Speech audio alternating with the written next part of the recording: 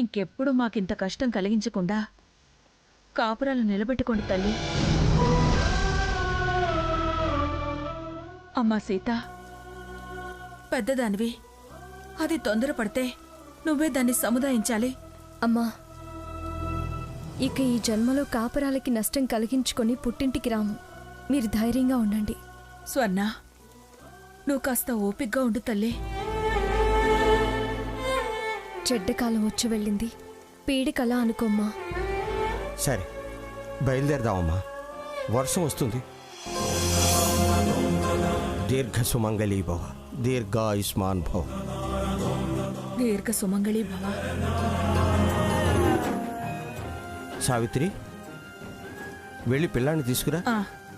మళ్ళీ వర్జం వచ్చేస్తుంది. అలాగేనండి. త్వరగా రా. ఏమండి, పదండి వెళ్దాం. సరే, బయలుదేరండి అమ్మా. పదండమ్మా.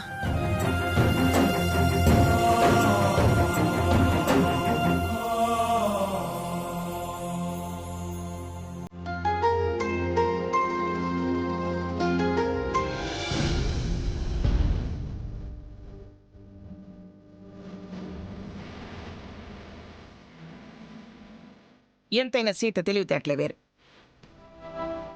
స్వర్ణ గాయచబుది గాని సీత చాలా అఖండురాలు. నా తర్వాత ఈ మంగమ్మ పేరు, ఈ వంశ పరువు ప్రతిష్టల్ని నిలబెట్టగలిగే సత్తా ఒక్క సీతామహాలక్ష్మికే ఉంది. ఎత్తు వేసింది అంటే చెక్ అండ్ మేట్. దెబ్బకి స్వర్ణని బయలుదేరదీసింది.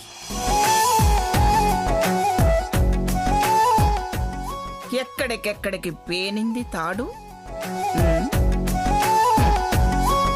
మాటల్లో ఎంత కరకు, ఎంత కటువు. జడ్జి గారికి అంత పట్టలేదు. మంచిలో నా ప్రస్తావన ఎందుకు?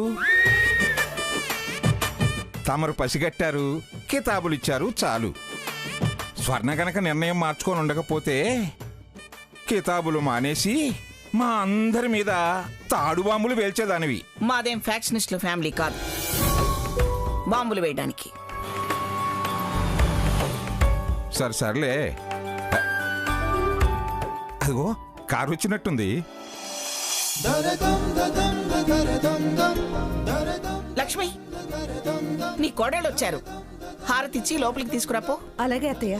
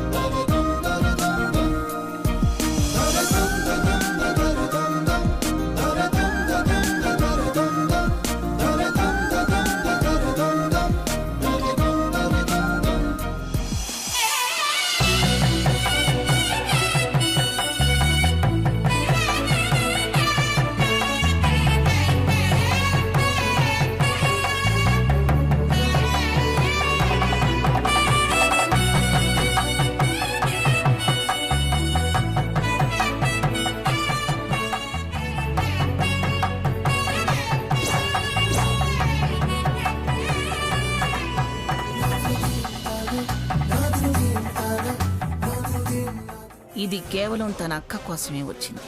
నాకు నా మునిమనవడంటే చాలా ఇష్టమని దానికి బాగా తెలుసు.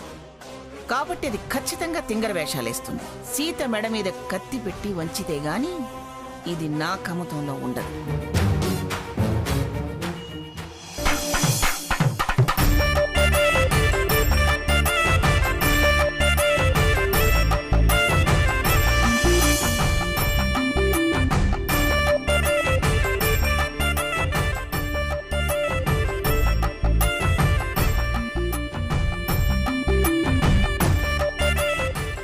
బంగారు తండ్రి, రానన్నా.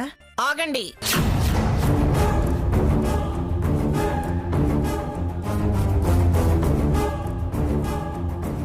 హారతిచ్చింది కదా, మళ్ళీ ఆగమంటావేమిటే? అది మంగళహారతులిచ్చి నీకు మంగళం పాడుతున్నా వెళ్ళు అంది. గుర్తులేదా?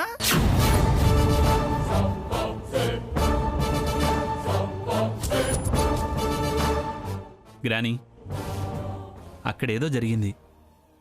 అన్ని సమస్యలు తీరిపోయాయి. మళ్ళీ అవన్నీ తవ్వుకోవడం దేనికి గ్రానీ? అవునానమ్మా, హారతిచ్చాక అడుగు లోపల పెట్టే ముందు ఆగమనడం ఎందుకు? ఏదైనా ఉంటే లోపల మాట్లాడుకుందాం. ఇది లోపల మాట్లాడే విషయం కాదురా, గడప యువతలే మళ్ళీ అవతలకు వెళ్లకుండా మాట్లాడాల్సిన విషయం.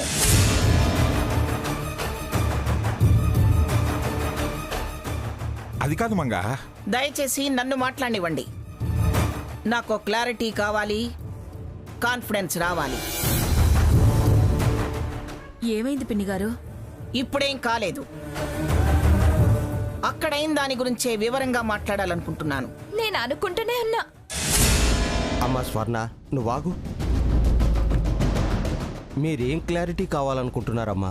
నేను క్లారిటీ కోసం గ్యారంటీ తీసుకోవాలి అనుకుంటున్నాను. గ్యారంటీనా? అవును, గ్యారంటీనే. అది అంత ఆవేశంగా ఎంత దూరం దాకా వెళ్ళింది?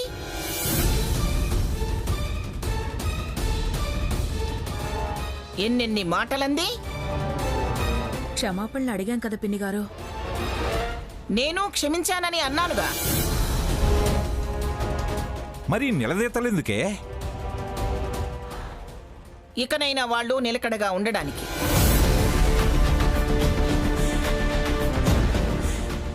డబ్బు ముఖాన కొట్టి తెగదింపులు దాకా వెళ్ళింది. మనసు మార్చుకుంది అని నమ్మే స్థితిలో లేను నేను.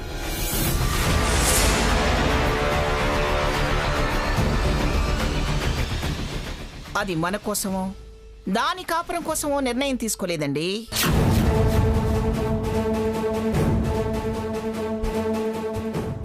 కేవలం దాని అక్క కోసమే తప్పనిసరే ఇంటికొచ్చింది. ఎలాగోలా వచ్చింది, సంతోషించు. మళ్ళీ సమస్యలు సృష్టించుకో. జడ్జి గారు, మీరు తెలిసి తెలియకుండా మాట్లాడకండి. నేనేం సమస్య సృష్టించడానికో పంచాయతీ పెట్టడానికో ఇలా మాట్లాడటం లేదు.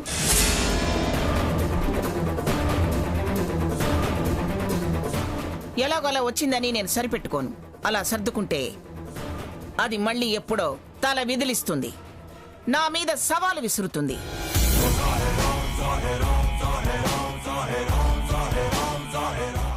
అందుకే దాని మీద నమ్మకం కోల్పోయే నేను ఇలా అడగాల్సి వస్తుంది. ఏంటమ్మమ్మ గారు, ఇప్పుడు దాన్ని ఏం చేయమంటారు?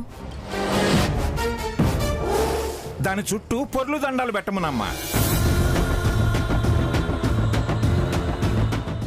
మీ వేళ కూడా ఆపండి. నేనేం అమ్మోర్ని కాదు, నా భక్తురాలంతకన్నా కాదు. నేనిప్పుడు దాన్ని నిన్ను ఏమీ చేయమనడం లేదు. కాలు లోపల పెట్టాక ఏమీ జరగకూడదనేదే నా కోరిక. పొరపాట్లని పట్టించుకోను, తప్పుని మాత్రం క్షమించను. లక్ష్మి, ఇందాక నీకు చెప్పాను కదా, అవి తీసుకురాపో.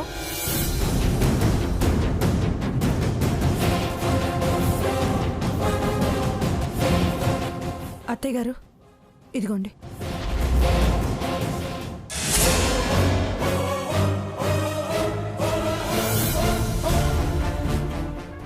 ఇదిగో, ఈ ఒక్కలేనో నేను లెక్క పెట్టలేదు.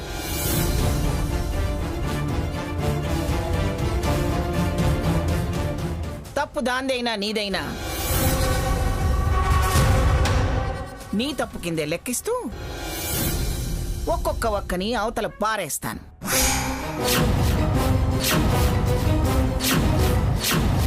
ఇవి అయిపోయేదాకా క్షమిస్తా. ఆ తర్వాత తప్పెవరిదనే తీసివేతలు కూడికలు లేకుండా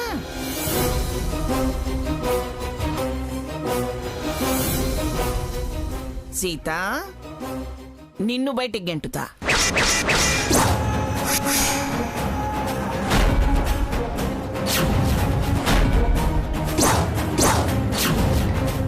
రంగా నీకేమైనా పిచ్చా? కాదు, దాని పిచ్చితనం తెలిసొచ్చి నేను తెలివిన పడ్డాను. నేనంటే ఏదేదో అన్నారు చూడండి.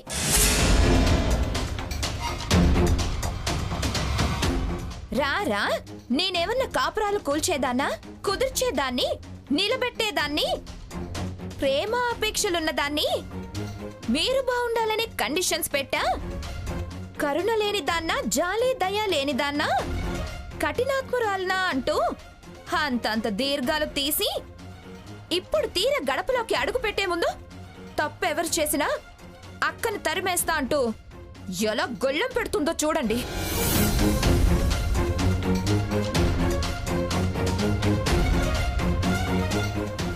నాకివిడి గారి బుద్ధి తెలిసే మొండికేశా. కానీ అక్క, అదేనే నేను అనేది.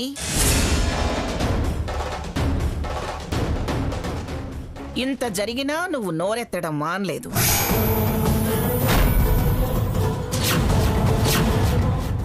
అందుకే ఈ పిఠాపురం వారి పరువు మాటి మాటికి బజారుకి ఎక్కకుండా, నలుగురి నోళ్లలో నానకుండా ఉండాలి అంటే నీ మాటలకి చేతలకి కళ్ళెం వెయ్యాలని తప్పు జరిగితే క్షమించను అంటున్నాను.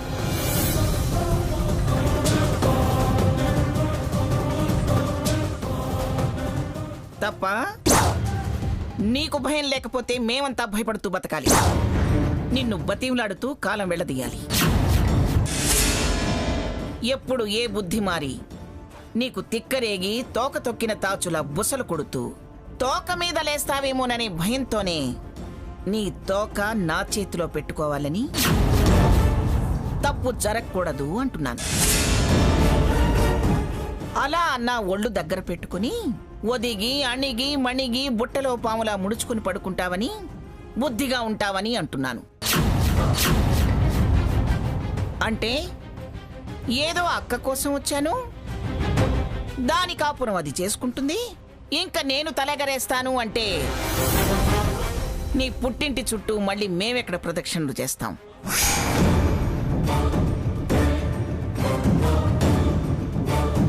నీ బుద్ధికి నువ్వు గ్యారంటీ ఇవ్వలేవా? తప్పు జరగకుండా నడుచుకుంటానని హామీ ఇవ్వలేవా? చెప్పవే, చెప్పు. క్షణానికో అలక, నిమిషానికో పంచాయతీ లేవనెత్తితే నేను భరించలేను.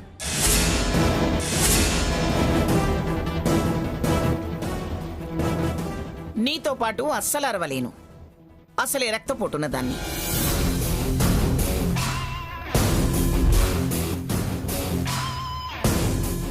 పంతాలకు పోయి ప్రాణాల మీదకి తెచ్చుకోమంటావా?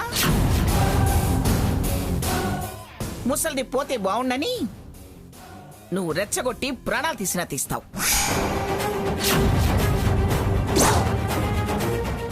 అమ్మమ్మ అమ్మమ్మ అంటూనే నన్ను అపరకాళీగా ముద్ర వేసి ఇంత రాద్ధాంతం చేశావు.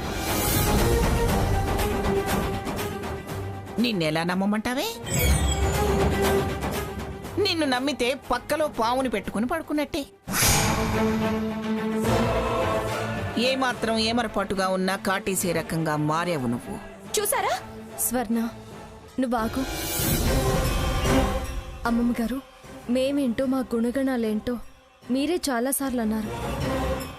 అదేదో తెలియని భయంతో అలా చేసింది. అదే కారణం చేస్తూ ఇలా అనడమేమీ బాగోలేదమ్మమ్మగారు. సరే, మీకు అలా అనిపించింది అంటున్నారు. మీరు ఎలాంటి అపోహ అనుమానం పెట్టుకోవాల్సిన అవసరం లేదు. ఇక మీదట మా వల్ల ఇక్కడ ఏ తప్పు జరగకుండా చూసుకునే బాధ్యత నాది.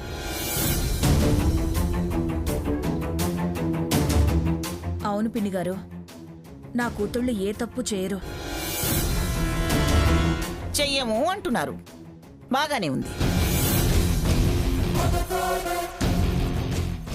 ఒకవేళ చేస్తే మీరు చెప్పిన కండిషన్కి కట్టుబడి ఉంటాము.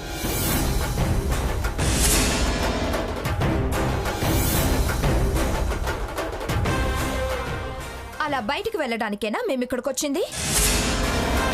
మనం ఏ తప్పు చేయమనే నమ్మకం మనకున్నప్పుడు ఏ కండిషన్ ఉంటే మనకేంటే? ఆ కండిషన్ నీకు తెలుస్తుందా? ఏం పర్వాలేదులే. నా మీద నాకు ఆ నమ్మకం ఉంది.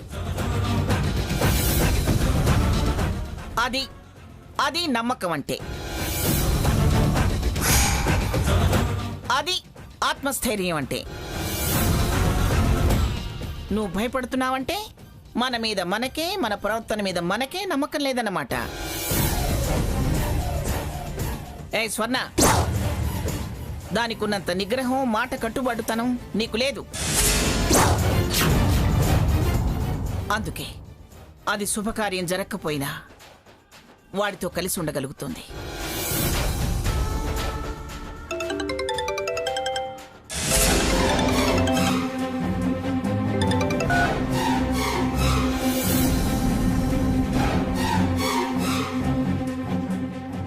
ఏంటి, నేను ఫోన్ చేస్తుంటే ఫోన్ కట్ చేస్తోంది?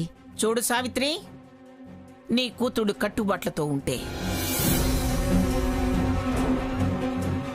మెప్పు పొందాలని నడుచుకుంటే, నీ పెద్ద కూతురికి జరగాల్సిన శుభకార్యం, నీ మనవడికి చేయాల్సిన నామకరణం ఘనంగా నేను చేస్తా.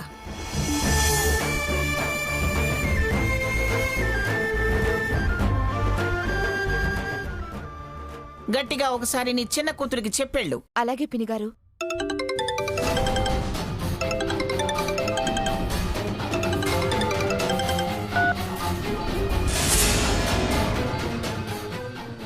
ఎందుకు స్వర్ణ ఆన్సర్ చేయడం లేదు?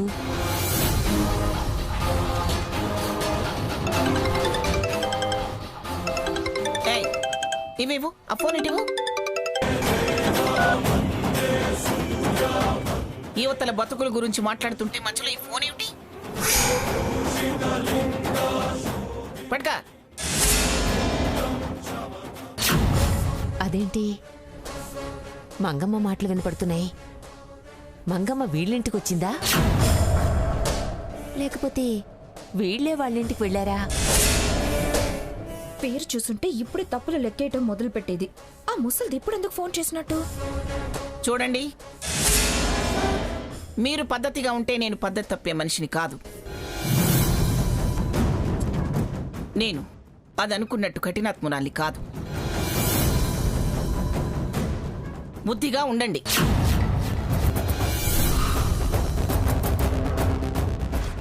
ఈ ఇంటి పేరు నిలబెట్టండి. ఇదిగో, ఒక్కల విషయం మాత్రం మర్చిపోకండి. రండి రండి లోపలికి. రా బుజ్జి కన్నా రారా.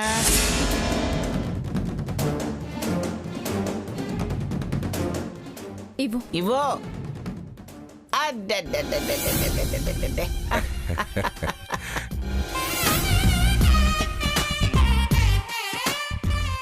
రేయ్, మొదటిసారిగా ఈ ఇంటి గడప తొక్కావురా. మునిమనవుడివిరా, పిఠాపురం మునిమనవుడివి. ఈ ఇల్లు నీదేరా, నీదే. మరి మేం బయలుదేరతాం పిన్నిగారు. ఏమిటి బయలుదేరేది? గుమ్మం దాకా వచ్చి భోంచేయకుండా వెళతారా? లోపలికి వచ్చి భోజనం చేసి మరీ వెళ్ళండి. రండి, నా మునిమనవుడు చెప్తున్నాడు. అలాగే పినిగారు.